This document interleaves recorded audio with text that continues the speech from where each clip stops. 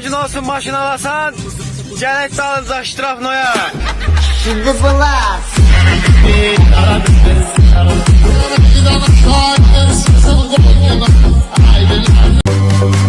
Herkeste bulduğunu bende bulamazsın ama bende bulduğunu herkeste arayacaksın.